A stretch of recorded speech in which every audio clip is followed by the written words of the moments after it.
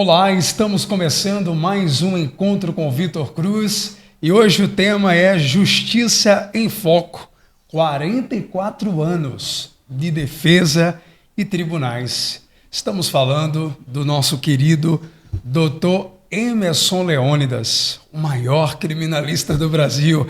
Que honra, Dr. Emerson, receber o senhor aqui. Obrigado por pausar a sua agenda e vir compartilhar um pouco da sua grande história. Claro que aqui a gente vai fazer um resumo, porque a gente sabe que é muito assunto. E eu já começo perguntando ao senhor, Dr. Emerson, são décadas, dedicadas à advocacia criminal. E eu queria entender o começo. Como é que começou essa trajetória e o que motivou o senhor a seguir esse caminho? Seja bem-vindo. Agradecer primeiramente a Deus, essa oportunidade de estar aqui com você. Agradecer a você, Vitor, pelo convite, pela lembrança de minha pessoa.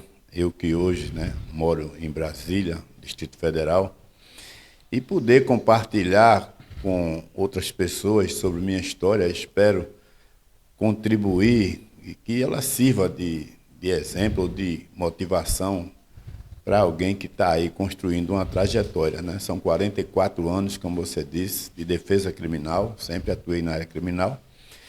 E não foi fácil chegar aqui, Minha história de vida lá atrás é bem pesada, bem pesada.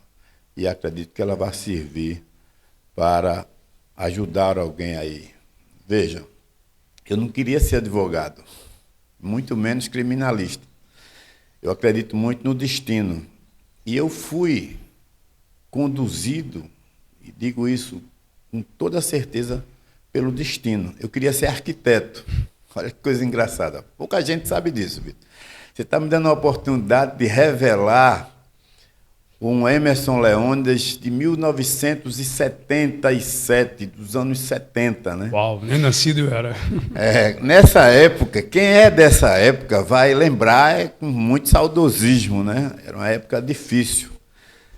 Eu fiz vestibular, eu sempre estudei, minha vida foi muito difícil, não que quisesse, Eu acredito, quando você fala em destino, é assim, por que você nasce, rico, e você nasce pobre, você nasce num país que está lá maior, todo mundo passando fome? Onde é que você nasce? Você não escolhe onde vai nascer, você não escolhe. Você, depois que nasce, escolhe a trajetória de vida que você vai levar para você. Então, meu pai, daquela época, antigamente não tinha essa coisa de controle de natalidade, nada. Então, na minha família são 10 irmãos comigo, contando eu e mais 9 irmãos. Meu pai era ferroviário, Vitor, muito pobre. Minha mãe era professora, e não tinha condições de criar 10 filhos, mas de jeito nenhum. Ele só tinha condições, acho que criar no máximo 1 ou 2. E do terceiro em diante já começa uma história não é de sofrimento, mas de diferença na criação entre a gente. Meus 2 irmãos mais velhos, o primeiro irmão e a segunda irmã, meu pai até aí pagava escola particular para eles. E quando eu nasci, eu fui o terceiro, ele não pôde mais pagar a escola particular. E de mim em diante, nenhum dos meus irmãos estudou mais em escola particular. Então, mas eu levei a primeira porrada, vamos dizer assim. Eu via meus irmãos sair de casa com aquelas fardas do colégio particular bem bonitinho, e eu não entendia por que eu não estudava também numa escola particular. Eu ia estudar no colégio municipal, estadual, na época, nem lembro, mas eu sempre estudei em colégio estadual e colégio municipal, e até na escola da minha mãe, em casa mesmo. Isso me motivou a querer ser melhor do que meus irmãos. Olha que coisa interessante, Ao invés de eu me revoltar, aí era que eu estudava, Minha mãe, professora de português até hoje. Minha mãe está com 92 anos, viva, foi quem me deu tudo, agradeço a ela. Meu pai também, mas meu pai não. Depois, com o tempo, eu fui entender, não era culpa dele, era condição financeira mesmo. Eu acho que o que ele tinha que fazer é pegar os 3 e botar tudo na escola do Estado. Democracia, doutor? Direitos iguais. Mas ele não fez, Já comecei a ver que não tinha direitos iguais já dentro de casa. E aí, para encurtar a história, porque contar 66, eu estou com 66 anos, vou fazer 67. Se eu for contar a minha vida, não dá, como você disse, realmente tem que resumir. E fui caminhando. Com uns 17 anos, eu estava com 17 anos e 6 meses, eu fiz vestibular para arquitetura, porque eu fiz o curso de edificações lá no CIPAM. Quem é daquela época sabe o que é o CIPAM. Estudei no Almirante Soares Dutra, Almirante Tamandaré, tudo colégio estadual. E fiz o curso de edificações, eu queria ser arquiteto. Só que, veja, não tinha, como tem hoje, essa coisa do vestibular, que a própria faculdade faz o seu vestibular, online, não tinha nada disso. O vestibular era por um centro de seleção, que chamava CESESP, Centro de Seleção de Pernambuco, e era em todo o estado. Então, você ia para uma concorrência muito grande. Olha só, em 1977, nós só tínhamos aqui em Pernambuco a Faculdade de Direito de Olinda, a Faculdade de Direito do Recife e a Universidade Católica. Eram 3 faculdades de Direito. Era muito difícil, muito concorrido para sentar aí. A arquitetura piorou. Eram 60 vagas só na Federal. E a gente colocava a primeira opção, eu coloquei arquitetura e coloquei direito como segunda opção, mas sem interesse, eu não queria ser advogado. Até porque, Vitor, é bem interessante, eu era muito tímido, mais tímido eu não falava. Então eu nunca me via como um advogado criminalista fazendo uma sustentação oral ou fazendo uma defesa no tribunal do júri. Aí o que o destino aprontou comigo? Eu faço vestibular para arquitetura e coloco como segunda opção, se eu não alcançasse classificação para arquitetura, entraria no curso de Direito. Mas com um objetivo. Naquela época, os primeiros anos de faculdade, você adquiria, pagava cadeiras que você podia, depois, se passasse no vestibular, aproveitar aquelas cadeiras que eram um ano básico. Era igual para todo mundo. Só que quando eu comecei a estudar Direito, que eu fui estudar, eu tinha um professor maravilhoso chamado Eliomar Mafra, que ele começava, era professor de Direito Romano. E aí eu fiquei encantado com o Direito Romano, que hoje não se dá mais nas faculdades. Então a gente estudava o Direito a partir da história do Direito, e eu fiquei encantado com o Direito, comecei a ler, comecei a gostar, e aí esqueci totalmente essa coisa de ser arquiteto. Foi uma paixão à primeira vista. Paixão à primeira vista, não larguei mais. Então, quando eu comecei a estudar Direito Penal, aí foi que eu me apaixonei mesmo. E aí, onde é que estão as dificuldades? Eu passei, Vitor, no vestibular, na segunda opção, e para estudar na Faculdade de Direito em Caruaru. Nossa. Que era uma faculdade recém-criada. Eu tinha 17 anos e 6 meses. E veio aquele movimento social bem interessante. Meu pai era ferroviário, estava viajando, ele estava em Sertânia nessa época. E veio aquele movimento social do não. Pastor da igreja, não vai deixar seu filho com 17 anos e 6 meses ir para Caruaru, é muito longe, ficar fora de casa. Olha só, não tinha essa violência que tem hoje. Não tinha esse absurdo que é hoje você morar sozinho naquela época, era tranquilo. Mas as mães não queriam, minha mãe não queria deixar, minha mãe disse, não, você é jovem ainda, depois você faz. Mas eu não abri mão. Eu estudei para passar no vestibular e eu passei. Primeiro vestibular que eu fiz, eu passei, mesmo na segunda opção. Eu fui na estação ferroviária, a estação Werneck, quem é de Jardim São Paulo sabe, fui lá. Falei com um cara para achar meu pai. Ele tinha um telégrafo que ele ficava aquele negócio de código Morse, e eu fiquei lá com aquele olhão, né? E ele conseguiu achar meu pai. Só que a faculdade, Vitor, era paga. Meu pai não tinha dinheiro para pagar a faculdade, eu sabia disso. Mas ele deu um jeito.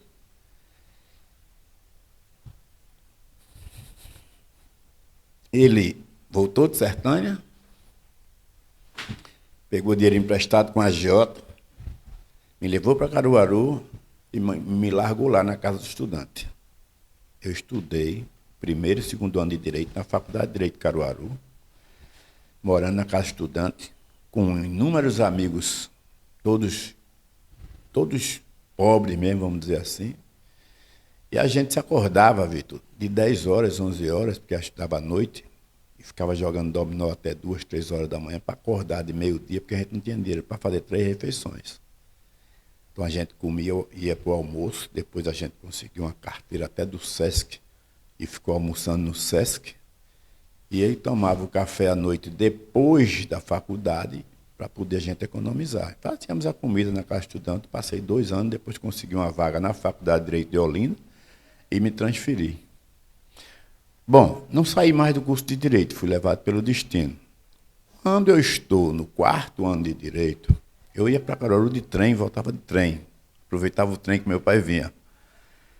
Quando eu estou no 4º ano de Direito, eu comecei a estagiar no fórum, ia para o fórum, olhar as audiências, não entendia nada. Trabalhava com um juiz chamado Onofre de Barros e um promotor chamado Paulo Lafayette. Ambos já faleceram.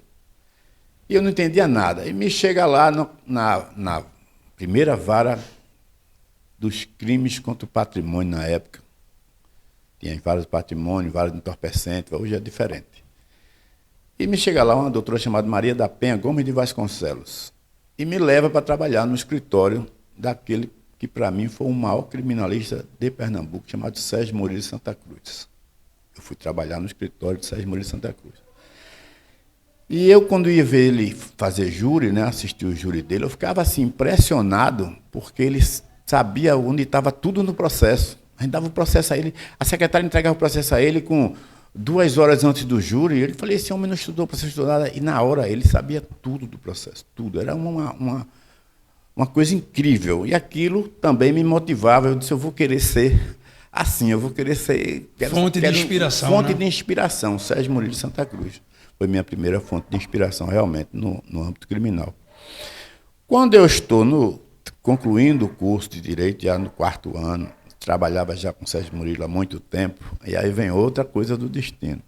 Aparece uma vaga de estagiário no Sindicato dos Cultivadores de Cana-de-Açúcar do Estado de Pernambuco.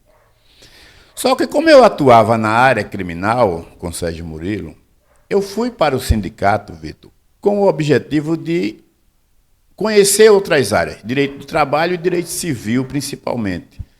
Não tinha essas outras áreas como tem o direito tributário, essas coisas que tem, essas especialidades. As especialidades naquela época eram direito civil, trabalhista e criminal. Então eu fui para o sindicato tinha na época 33 advogados trabalhistas, 3 advogados civilistas e só tinha um criminalista. E eu fui e disse, olha, me dê as cartas de apresentação para os advogados, porque eu quero estagiar na área trabalhista. E Lúcia era uma secretária, tinha lá, me dava a carta, eu ia nos escritórios dos advogados trabalhistas. Dos 33, para encurtar a história, dos 33 advogados trabalhistas, só 3 tiveram a dignidade de me receber. 30 me despacharam da porta mesmo. Eu nem conhecia esses 30 advogados. E voltei lá com essa frustração e ela então perguntou se eu não queria ficar no direito civil, na área civil. Eu falei, tá bom. É o que tem, né? Os 3 advogados civilistas também não quiseram ficar comigo. Eu não sei se é porque na época eu era magro e feio, né? Ninguém queria ficar comigo. E eu falei, agradeci, vou embora. Na hora de eu ir embora, Vitor, olha o que acontece. Aparece a pessoa que hoje eu digo a você, eu devo tudo a ele, tudo. Sérgio Murilo foi o meu inspirador. Mas o cara que me deu a mão, que me ajudou em tudo e que me transformou no que eu sou hoje como criminalista, chama-se Aleomar de Carvalho Teixeira. Esse cidadão aparece na minha frente com um bolso cheio de chocolate, sonho de valsa, distribuindo chocolate para todo mundo, eu já ia embora. Aí Lúcia fala para ele, doutor, eu estou com pena desse rapaz, olha aí, com pena de mim, porque ele está doido por um estágio, mas ele... Aí eu me viro e falo assim, não, mas eu não quero ficar na área criminal, não. Criminal eu já trabalho lá com o Sérgio Murilo, eu não quero área criminal, não. E olhando para aquele advogado assim, sabe aquele cara todo bagunçado, cabeludo? O cara olhar para mim, pô, e todo mundo me rejeitou e eu estava rejeitando a minha oportunidade. Ele olhou para mim e falou assim, não, fica comigo aí, pô, estou precisando de um estagiário, fica comigo. Aí eu falei, caramba, não tem como eu dizer não agora, né? Era uma pessoa que estava me acolhendo. E eu fiquei com a Aleomar de Carvalho Teixeira, depois fui contratado no sindicato cultivador de cana, foi meu primeiro emprego, com a briga para eu entrar lá. Depois desse emprego, passei 7 anos lá, me formei em 1981, fiquei lá até 88. Saí, montei meu escritório, Aleomar não quis ir comigo, é meu parceiro até hoje, eu chamo ele de pai, né? Aleomar hoje já saiu da advocacia e fui fazer defesa criminal. Aprendi a estudar, estudo muito, ainda hoje eu estudo. E cheguei onde cheguei, com duas bandeiras, Vitor. Uma bandeira, que isso eu aprendi com o saudoso criminalista Braulio Lacerda. Eu me espelhei sempre nos grandes criminalistas. Braulio Lacerda, Boris Trindade, Mício Ferreira, que foi meu professor, eram criminalistas de ponta. Não é essa coisa que tem hoje de TikTok, de Instagram, o cara se forma com 2 anos, já está sendo mentor em advocacia criminal, o cara está formado faz 2 anos, 3 anos, já é especialista em tudo, já está, sabe? Não tinha isso, eram advogados realmente que valia a pena você estar aí. Então me espelhei, me inspirei e até copiei realmente os grandes advogados criminalistas. E Braulio Lacerda foi um que me disse, olha, a bandeira mais importante da advocacia ou de qualquer profissão é a ética. Ética. Bota essa bandeira, carrega a ética nas costas. Não fala mal dos teus colegas. Se ele falar mal de você, você fala bem dele. E eu segui por essa orientação, por esse conselho de um grande criminalista. Boris Trindade, Braulio Lacerda, não vai ter, você fala, ninguém é substituível. Todo mundo é substituível. Mas, para mim, esses foram os maiores e melhores criminalistas que o Brasil já teve. Faz outra pergunta aí. Nossa, é muita história. A gente tem que matar um bode, uma galinha gorda para contar muita coisa, né, doutor Emerson? Pouca gente imagina o peso emocional de atuar na defesa de alguém, né? E principalmente na questão do tribunal do júri. Como o senhor lida com a responsabilidade e a pressão desses momentos, doutor Emerson? Uma pergunta, eu vou agradecer essa pergunta a você. Essa é uma pergunta interessante. Veja, não é o peso da profissão. Nós temos uma responsabilidade com o segundo bem mais precioso que uma pessoa tem. Primeiro é a vida. Imagina que eu digo, a única pessoa que tem uma responsabilidade muito maior do que a minha é um médico, porque ele tem que salvar vidas. Eu tenho a segunda responsabilidade maior, que é a liberdade. Ninguém quer perder sua liberdade. Então, assim, eu acho que dentro das especialidades do direito, a advocacia criminal é a que tem maior responsabilidade. Porque quando você perde a liberdade, Vitor, quando você perde a vida, encerrou. Mas quando você perde a liberdade, você vai junto com ela, vai a dignidade. Quer queira, quer não, a sua família vai presa também junto com você.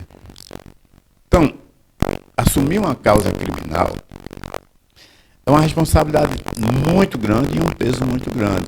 E você precisa ser muito sincero e honesto com o seu cliente. Falar a verdade, isso eu aprendi com os grandes ministros. Fala a verdade mesmo que ele não goste. Se ele ficar com raiva de você, ele vai ficar com raiva de você porque você falou a verdade. Ele nunca vai ficar com raiva. Ele pode até ficar com raiva, depois ele vai voltar atrás, vai voltar para você, doutor, desculpa, isso já aconteceu várias vezes comigo. A verdade dói, né? A verdade dói. Não é mais a verdade dói, mas a pessoa volta, mesmo que ela fique com raiva, mas aquele advogado não me enganou. Entende?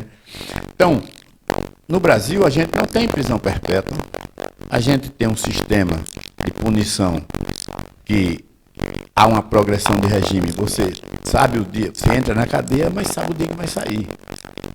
Você sabe o dia que vai sair. Desde que você não seja uma pessoa que faça da atividade criminosa um meio de vida, né? A gente tem 2 tipos de criminoso, Vitor. A gente tem aquele criminoso ocasional, né? Geralmente um criminoso passional, ou aquela mula que foi a primeira vez e já caiu ali. Aquele criminoso ocasional, ele tem a oportunidade de se recuperar. Ele entra ali, sai e se recupera. Eu recuperei muita gente que entrou no mundo da criminalidade por uma situação específica. Mas tem aquela pessoa que faz da atividade criminosa um meio de vida. Esse daí vai ficar residindo metade da vida ou mais na cadeia, a outra metade fora. Então, essa pessoa que faz do meio de vida, né, a atividade criminosa dela como meio de vida, os são os criminosos profissionais. Esses, eles não vão ter solução para eles, Vitor. Ou eles vão ficar na cadeia indo e voltando, ou uma hora a polícia vai matar eles. Ou, como hoje no tráfico, eles mesmos se matam entre si, lamentavelmente, né? Você vê agora o que está acontecendo no Rio de Janeiro, uma coisa terrível, extremamente lamentável, terrível, né? Mas é isso. Você pode ir. Tem outra pergunta? Sim, claro, aqui tem um acervo de coisa. Estou com medo até do tempo estourar, porque é basicamente uma aula, né, pessoal? O que estamos recebendo aqui. O senhor poderia compartilhar um caso marcante, claro, sem violar o sigilo, que tenha deixado uma lição importante ao longo desses 44 anos? Olha, eu atuei, vou falar do Tribunal do Júri, né, que é aquele processo que chama a atenção. Atuei em inúmeros casos de repercussão, inúmeros. Mas eu penso que o caso, a defesa criminal mais importante que eu fiz, e eu posso falar, Vitor, porque isso, além de ter sido publicado, divulgado, o processo é público, não tem nenhum segredo de justiça, foi o caso de um rapaz, eram 2 acusados, vou falar só no caso do meu acusado, que é acusado de matar o padre lá de Goiânia. Esse foi o júri mais importante. Eu fui convidado pelo advogado do outro réu para fazer a defesa desse rapaz, a mídia toda em cima, sabe? A imprensa toda em cima, o caso da morte do Frei Luciano lá de Goiânia. E foi um caso de altíssima repercussão. Foram 2 ou 3 dias de júri. E eu fui defender esse rapaz, e o Tribunal do Júri, aqui na capital, em Recife, estava lotado só dos freio capuchinhos. Era tudo marronzinho lá. Eu lembro que quando eu cheguei no dia do julgamento, né, a pessoa pedindo condenação, uma pressão grande. E o Frei, não lembro o nome do Frei, disse assim, estava dando a entrevista, ele falou assim, nós queremos justiça. E eu lembro que eu abri o meu discurso de defesa dizendo exatamente o que o Frei disse. O Frei disse que não queria condenação de ninguém, ele queria justiça. E eu falei, olha, o que o Frei disse, preste atenção no que o Frei disse. O Frei não pediu condenação de ninguém, ele pediu justiça. Justiça não é só condenar. E foi um júri, sabe assim, extraordinário, porque eu acho que, como disse um grande caso que eu tive também lá em Vertente, acho que baixou o espírito de Rui Barbosa em mim. E esse rapaz foi absolvido. O Ministério Público não apelou, o assistente apelou, depois ele veio para a júri novamente, e novamente ele foi absolvido, inclusive com pedido de absolvição aí já do Ministério Público também. Então esse foi um caso de muita repercussão. E um outro caso interessante foi um caso que eu fui designado pela OAB, de um rapaz que tinha matado o outro lá em Vertentes. Eu nunca esqueço disso, porque eu trabalhava no sindicato dos cultivadores de cana, ninguém queria pegar a causa desse rapaz, porque ele matou o outro com as pauladas na cabeça, estourou a cabeça do rapaz, ficou aquela coisa horrível, né? Mas esse era um criminoso ocasional. Por que ele tinha matado aquele rapaz? Porque há 12 anos atrás, não é nem 12 anos atrás, ele tinha 12 anos quando esse cidadão que ele matou deu na mãe dele. Ele guardou isso, ele viu a pessoa batendo muito na mãe dele. E ele guardou esse ódio dentro dele. Quando ele estava com 18 anos, eram 6 anos depois, ele foi e matou esse rapaz, passou na frente da casa dele e matou o rapaz de paulada. Então, ninguém queria pegar a causa dele, porque em Vertentes, essa cidade bem pequenininha, uma repercussão enorme. E eu fui designado pela OAB. Eu estava voltando, né, de viagem, eu como motorista do sindicato, e parei no fórum para olhar o processo. O júri era de 2 horas da tarde. E eu, quando cheguei lá, fui olhar o processo. Eu ia até pedir para adiar esse júri, porque eu estava com o ofício da OAB. Mas quando eu cheguei no processo, não tinha testemunha nenhuma, só tinha o depoimento dele, contando a história dele. E o inquérito lá, com um processo com 4 folhinhas lá. Eu já vinha da escola de Sérgio Murilo, né? Falei, não, vou fazer o júri. E aí tem uma moça da secretaria da vara lá, hoje chama secretaria, naquela época era a vara, né? E eu olhando o processo, ela olhava para mim com um ar de desprezo, porque eu estava de calça jeans, todo esmulambado, com a camiseta sujo, passei a noite viajando. Cheguei lá com aquela cara de cansado, ainda ia pro hotel trocar de roupa, tomar banho. E ela olhou para mim assim, sabe aquela pessoa que não tem mais de tudo, menos de advogado. O preconceito no olhar, né, doutor? Na hora. E eu perguntei para ela assim, eu vi que ela estava lendo, eu falei, dona Zefinha, nunca esqueço, dona Zefinha, será que esse rapaz tem alguma chance de ser absolvido, assim, os jurados aqui? Comecei a pesquisar como era, né, o conselho de sentença. Ela olhou para mim e fez, doutor, esse rapaz já está condenado. E com um advogado da qualidade do senhor, é que ele está condenado mesmo. E ela falou assim, mas só se o espírito de Rui Barbosa baixar no senhor. Aí eu comecei a rir, né? E fui embora. E quando foi à tarde que eu cheguei, aí eu já estava com outro aspecto, né? Já estava vestido realmente como advogado, com a beca, tudo direitinho. Sempre tive minha beca. E foi engraçado que quando eu dediquei o júri a ela, eu sempre dedico o meu júri a alguma pessoa, e dediquei aquela defesa para ela, independentemente do resultado. E fiz uma defesa, o rapaz estava preso já há 2 anos e pouco. Chega lá no fórum a mulher dele com 2 crianças. Criança pequena é redundante, né? Vestir linguagem, né? 2 criancinhas, eu acho que 3, 4 anos, e mais uma no colo, que ele tinha engravidado a mulher no presídio, pô. Falei, esses meninos se criam como? Aí fui realmente pro apelo emocional. E o cara foi absolvido. Olha, o cara foi absolvido com a cidade inteira contra ele. Mas eu mostrei que ali existia uma história e um drama. E 3 crianças atrás, que precisavam do pai. E que já estava preso 2 anos e pouco. E ele foi absolvido. O promotor ficou possesso. E dona Zefinha disse, mas não é que o espírito de Rui Barbosa baixou mesmo. Um espírito bom, né? Que interessante, doutor Emerson. Tem muitas histórias, né? Na advocacia criminal tem muitas histórias mesmo. Se for contar as histórias de cada caso, caso a caso, cada caso é um caso diferente. As pessoas pensam, não, mas é o mesmo caso, é igual. Não é.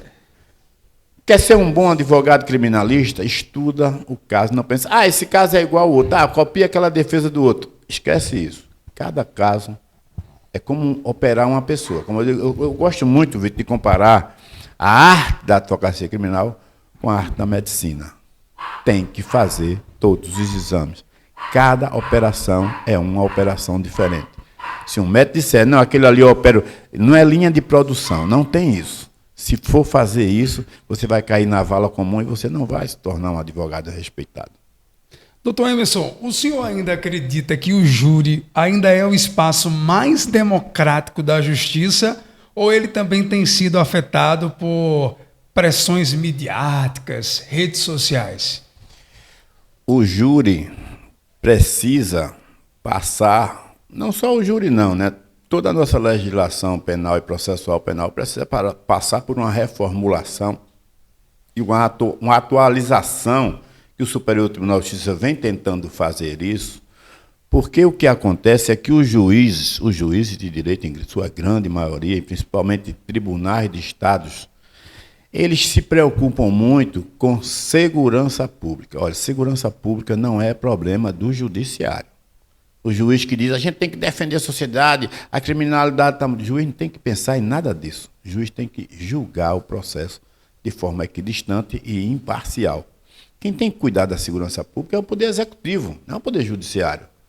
Então, quando você vê um juiz se aliando, né, com a polícia ou com o Ministério Público para acusar alguém, ou prendendo alguém para dar uma resposta social, ele está absolutamente errado. O Tribunal do Júri ainda é o espaço mais democrático de justiça, porque no Tribunal do Júri você julga a pessoa e o fato. Você julga a pessoa à luz dos direitos humanos, de tudo, e você também julga... Olha, esse rapaz que foi absolvido no Tribunal do Júri, ele jamais seria absolvido por um juiz técnico. Ele não tem a defesa, ele matou uma pessoa. Então você hoje tem tese de clemência, por exemplo, no Tribunal do Júri, é aceita, mas nenhum juiz dá clemência num processo de singular, em que o próprio juiz vai julgar. Uhum. E no Tribunal do Júri, nós só temos 4 tipos de crime que são julgados pelo Tribunal do Júri. Mas eu penso que se você colocasse os outros crimes para ser julgado por tribunais ainda que pequenos, você não ia ver estuprador ser absolvido, roubo, essas coisas de latrocínio ser absolvido, você não ia ver isso no tribunal do júri. Existe uma diferença, veja, o tribunal do júri ainda é o espaço democrático, só que acontece, a mídia ainda atua muito, então tem juiz que permite, por exemplo, texto jornalístico, matéria jornalística, negócio de blog dentro de processo, nada disso deveria ficar no processo, nada, absolutamente nada. O processo está em segredo de justiça. O que é um processo em segredo de justiça? Só quem pode saber o conteúdo daquilo ali são as partes. Né? O juiz, o promotor do outro lado, né? O advogado e o réu. Ninguém pode divulgar aquilo. Está em segredo de justiça e está na mídia. Todo mundo está falando, está contando. Não tem segredo nenhum. Não existe segredo de justiça na justiça brasileira. Porque como é que a mídia sabe tudo e descobre tudo? Faz esse vazamento e ninguém é responsabilizado por isso. Isso aí gera um prejuízo muito grande para os acusados. Hoje, infelizmente, a mídia, que é importante para o regime, para o Estado Democrático de Direito, para o Estado de Direito, a mídia é muito importante. A informação é muito importante. Agora, tem que ter respeito. Se o processo está em segredo de justiça, ele não pode ser divulgado. Se o júri tem repercussão, uma cidade interior onde tem muita repercussão, um caso de repercussão, ele tem um julgamento absolutamente diferente daquilo que não tem repercussão.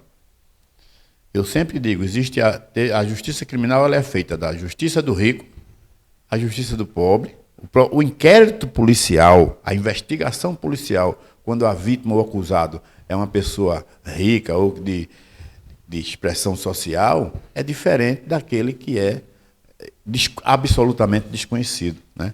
Não tem perícia, não tem nada.